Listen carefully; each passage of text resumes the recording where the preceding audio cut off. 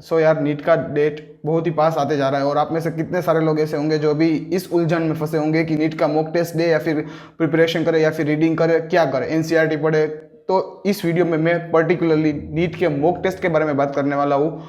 उसमें मैं आपको बताऊंगा कि क्या क्या आपको बेनिफिट्स हो सकते हैं नीट के मॉक टेस्ट देने से, क्या आपको स्ट्रेटजीज यूज़ करनी है, कैसे रिवाइज करना है पूरा सिलेबस, कैसे आपको मिस्टेक्स आइडेंटिफाई करने हैं, क्या क्या बेनिफिट्स हो सकते हैं। तो इन सारी चीज़ों के बारे में आज के इस वीडियो में हम डिस्कस करेंगे। सो यार मैं आपका सबसे बड़ा डाउट सॉल्व कर देता हूँ कि क्या आपको नीट के मॉक टेस्ट देने हैं अभी, ठीक है। बहुत ही कम समय बचा है और क्या इस कम समय में हमको नीट के मॉक टेस्ट देने चाहिए? तो इसका आंसर है हाँ और ना, दोनों। ये आपके सिचुएशन के ऊपर डिपेंड करता है, ठीक है, कि आपकी प्रिपरेशन कितनी हुई है उसके ऊपर। अगर आप अच्छे से स्कोर करते आ रहे हैं, यानी कि जो मॉक टेस्ट आप देते हैं उसमें अच्छे स्कोर करते हैं, 600 प्लस स्कोर करते हैं, तो आपको नीट के मॉक टेस्ट देना कंटिन्यू रखना चाहिए। लेकिन अगर आपके स्कोर्स 400, 450, 550 के आसपास है तो आपको मॉक टेस्ट देना भी बंद कर देना चाहिए। और आपको जो करना है वो मैं आपको इस वीडियो में आगे बताऊंगा। नहीं तो सबसे पहले हम बात करते हैं कि अगर आपके स्कोर्स 350, 450 या फिर 550 के अराउंड आ रहे हैं, मतलब 600 के बिलो है, ठीक है, तो आपको क्या करना है? आपको अभी मॉक टेस्ट देने बंद कर देने हैं और आपको अभी फोकस करना है एनसीईआरटी के रिवीजन पर, ठीक है। ये स्ट्रेटेजीज मैंने खुद अपने अप्लाई की थी जब मेरे स्कोर्स डाउन चल रहे थे। देखो स्कोर्स डाउन चल रहे हैं ना, तब ये समझ लेना कि आपकी अभी प्रिपरेशन ही ढंग से नहीं हुई है, तो आपको पहले उसके ऊपर फोकस करना है, ठीक है। और लास्ट टाइम में NCERT revision is the key to success, right. So आप जितना हो सके उतना एनसीईआरटी पढ़े, रिवाइज करें, बार बार देखें, नोट्स देखें, डायग्राम्स देखें। ये सारी चीजें आपको एक एक्स्ट्रा एज देगी उन लोगों से जो अभी एनसीईआरटी नहीं पढ़ के टेस्ट के पीछे भाग रहे हैं, ठीक है। सो आप क्या करें, एक ऐसा शेड्यूल बना लीजिए कि जिसमें आप try to revise the NCERT biology in 10 days, in 20 days, 30 days, यानी इतने दिन तो बचे भी नहीं है, तो मतलब आप एकदम शॉर्ट में रिवाइज करने का प्लान करें कि सिर्फ मुझे ये पर्टिकुलर टॉपिक, ये पर्टिकुलर चीजें पढ़नी है। आपको ये अपने माइंड में पूरा क्लियर होना चाहिए कि इस समय मुझे क्या पढ़ना है। जैसे मैं आपको एक आइडिया दूं कि अगर आप अभी 500 के अराउंड स्कोर कर रहे हैं, ठीक है, तो आप क्या करें, फिजिक्स की एनसीईआरटी पढ़ ले और उसमें पूरी एनसीईआरटी नहीं पढ़नी है, उसका टाइम चला गया। मैंने आपको पहले भी बताया था कि जब 2-3 महीने बाकी थे तब आपको बताया था कि क्या पढ़ना है, लेकिन अब आपके पास बहुत ही कम समय बचा है। तो इसमें आप क्या क्या पढ़ सकते हैं फिजिक्स की एनसीईआरटी में से? फर्स्ट साइंटिस्ट के इंट्रोडक्शन पढ़ लीजिए। सेकेंड थिंग, जो ब्लू बॉक्स पीछे दी है वो पढ़ लीजिए। थर्ड थिंग, एक एनसीईआरटी रिवीजन करके एक बुक आती है जो दिशा पब्लिकेशंस की होती है, उनमें से कई सिलेक्टेड एमसीक्यूज होते हैं जो हर बार रिपीट होते हैं एनसीईआरटी से, वो सोल्व कीजिए। यानी एनसीईआरटी को इस तरह से अब पढ़ना है कि जो पूरा एकदम उसका कंटेक्स्ट है ना, उसको पकड़ के हमको ट्राई करना है कि वो ज्यादा से ज्यादा हम रिटेन कर पाए एग्जाम डे तक, ठीक है।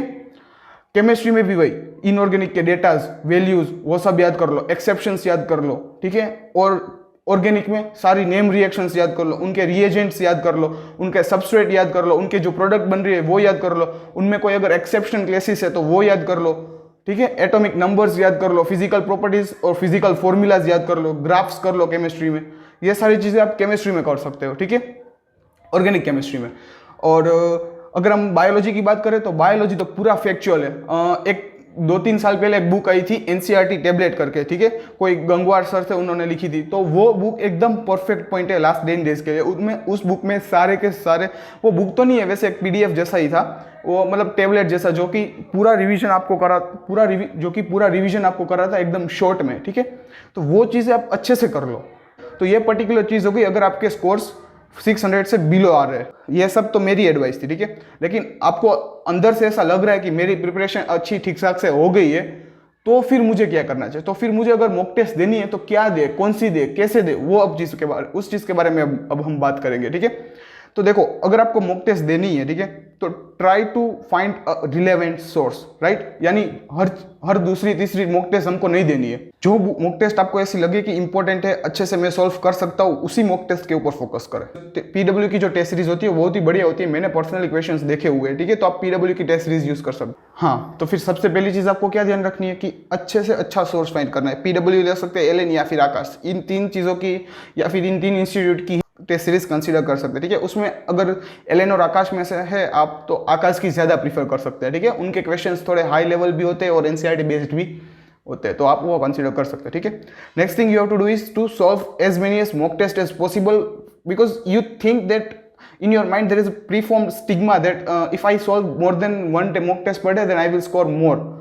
See, ये बात अच्छी है, लेकिन अगर आप ये मन में सोच रहे हैं कि ज़्यादा मॉक टेस्ट देने से मैं ज़्यादा मार्क्स स्कोर करूंगा, तो ये निकाल दीजिए, क्योंकि रियल मार्क्स आपको मॉक टेस्ट सॉल्व करने से नहीं, उसको एनालाइज करने से आते हैं। ठीक है, तो आपको ये क्या करना है कि जितनी भी मॉक टेस्ट दे, 1 2 3 4 5 10 जितनी भी दे, but that should be extremely clear to you, right. I can say that like it should be very very on your tip, कि अगर उनमें से कोई भी क्वेश्चन आ जाए, उनमें से कोई कंसेप्ट का क्वेश्चन आ जाए, तो वो आपको एकदम अच्छे से आना चाहिए। ठीक है, तो उस तरह से आपको सोल्व करना है, हर एक ऑप्शंस, हर एक लाइन सोल्व करनी है, हर एक फैक्चुअल डेटा याद रखना है। ठीक है, ये चीज आपको एनालाइज करनी है। और थर्ड थिंग आपको ये कंसिडर करना है कि कंपेयर तो बिल्कुल नहीं करना है। I have seen most of student comparing there marks with their colleagues, right, and this is not a way that you should prepare. See, if you analyze the toppers mindset, you come to know that toppers don't compare themselves with others. They are in their own, right? They think that they have done something great and they will be doing great than others. So this mentality should be incorporated in your mind. अगर आप mock test दे रहे हैं, ठीक है, तो ये सब चीज़ आपको ध्यान रखनी है। तो लेट मी समराइज होल। ठीक है, सी, अगर आपके मार्क्स 600 से बिलो है, तो आपको क्या करना है, आपको सोचना है कि आपको मॉक टेस्ट देनी है या फिर नहीं देनी। अगर नहीं देनी है तो आपको एनसीईआरटी रिवीजन पे फोकस करना है। ठीक है, एनसीईआरटी रिवीजन कैसे करना है, सारी मैंने जो पॉइंट्स बताए कि क्यों कौन से इंपॉर्टेंट पॉइंट है, यानी selective NCERT study you have to do, means the point which are important for the exam relevancy. Yes, we need to find that relevant content, right. Next thing you can do is to solve some MCQ based on NCERT, right? Not more than 100 or 120 per chapter, but see, NCERT revise brush up हो जाए, recall हो जाए, active recall हो जाए, उस तरीके से आप NCERT को सॉल्व कर सकते हैं। तो this was for the student which score below 600 and are not willing to give the test.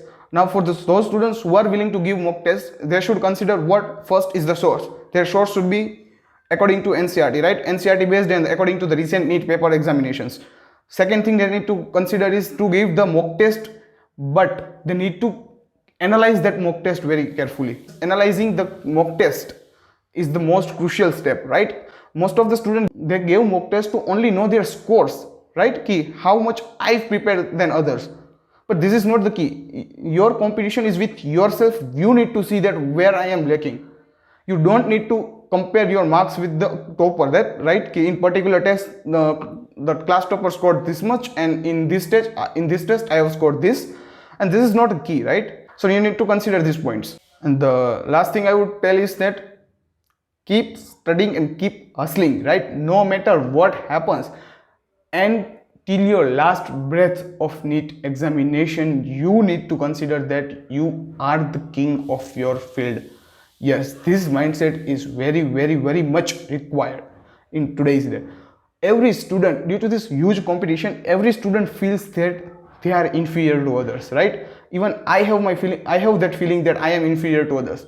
But in reality, if you consider, every student thinks that he is inferior than other, or he or she is inferior than other, but in reality everyone are the kings and queens of their own field. So don't compare it with other selves. Keep hustling and have a mentality of hustle, right? See you in the next video. Till then, stay curious. Bye.